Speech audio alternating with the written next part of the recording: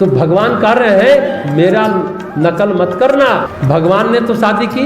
ये प्रसंग के बाद आपके मन में एक प्रश्न उठ सकता है, भगवान ने शादी किया, नारद को इतने देर से मना कर रहे हैं कि शादी मत करो, शादी मत करो। नारद जी को उपदेश दे रहे हैं। और भगवान ने एक ही शादी की। विष्णु कृष्ण भगवान के रूप में कितनी शादी की? 16,108 शादी की। तो कहते तुम इस चक्कर में मत पड़ना। सिद्धों की बात और भगवान की बात अनुकरण करने योग्य नहीं होता है, अनुसरण करने योग्य होता है। बात समझ में आई?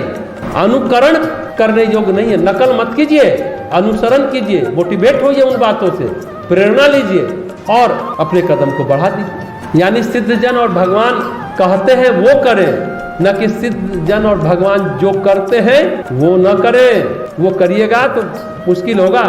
तो नारद जी को भगवान कृपा कर उपदेश और आदेश देते हैं, ये जो मैं कह रहा हूँ वो करो और मैं जो कर रहा हूँ वो न करना। नारद 16,108 शादी मत करना। भगवान ने शादी की, भगवान जी की पत्नी सीता का अपहरण हुआ, वह भी तो माया ही था। अब माया की सीता के खोने में भगवान लीला कर रहे थे, थोड़ा दुख दिखा भी रहे, बिलख भी रहे, रोते बिलखते हैं। पशु पक्षी पेड़ पौधे से पूछते हैं कि मेरी सीता कहाँ गई। पूरे विह्वल भाव से तड़पते हैं नहीं, तड़पते दिखते हैं। समझने की बात है, यही लीला है। और फिर नदी में नहाकर पेड़ की छाया में शांत बैठे हैं और नारद जी को उपदेश दे रहे हैं। वो छवि उनकी ध्यान करने योग्य है, जो हमने प्रथम दिन भी बताया था। वो रूप का ध्यान इंसान को क्यों करना चाहिए, जो हमने उस दिन कहा था कि सीता का अपहरण हो चुका, सरोवर में स्नान करके पेड़ के नीचे बैठे हैं, पानी की बूंदे शरीर पर है। वो छवि को मन में अंकित करके ध्यान करिए। क्यों? वह उस रूप का ध्यान भगवान का इंसान को सभी झंझावातों में स्थिर रहने की ऊर्जा प्रदान करेगा। नहीं तो आज का व्यक्ति मेंटली शार्प है, इमोशनली वीक है, थोड़ा सा दबाव में बिखर जाता है, भले दिमाग से बहुत तेज है, इमोशनली वीक है ना। लेकिन भगवान के उस छवि का, उस रूप का ध्यान करेंगे, चाहे कितना भी दुख कष्ट कठिनाई होगा, वो छवि सभी झंझावातों में स्थिर रहने की ऊर्जा प्रदान करता है। बड़ी बात है, यही लीला है। भगवान तो जानते हैं कि माया की सीता खोई है, असली सीता तो अग्नि में समाई है। सेठ जयदयाल जी गोयनका की बात करते हैं, गीता प्रेस के जो संस्थापक थे, उनके परिवार में कोई मर गया। देखिए, जो संत होता है क्या क्या करता है, जो भक्त होता है। जयदयाल गोयनका भी बूढ़े हो गए थे, तबीयत उनकी भी खराब रहती थी, बहुत दुखी हो गए, बहुत रोने लगे जोर जोर से।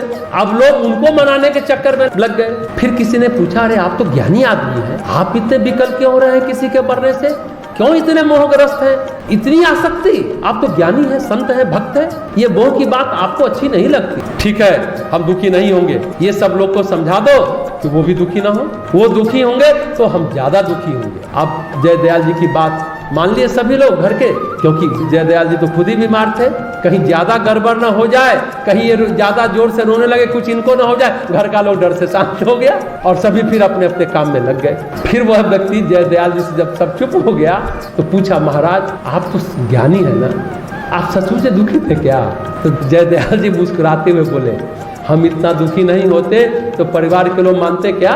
बीमारी के कारण डर से मान गए, कहीं बीमारी बढ़ न जाए। हम इसलिए नहीं रो रहे थे कि हमें दुख था, हम तो इसलिए रो रहे थे कि हमारे दुख में उलझ जाए और वो सब कुछ भूल जाए। हम कहें ना, भगवान भी दुखी होते दिख रहे हैं नहीं दुखी। यही जयदयाल गोयनका जी की बात है। तो भगवान की लीला का कोई उद्देश्य होता है, कोई मकसद होता है। लीला भगवान ही करते हैं, हम और आप नहीं कर सकते। लीला का मतलब होता है जानबूझकर नया नाटक करना।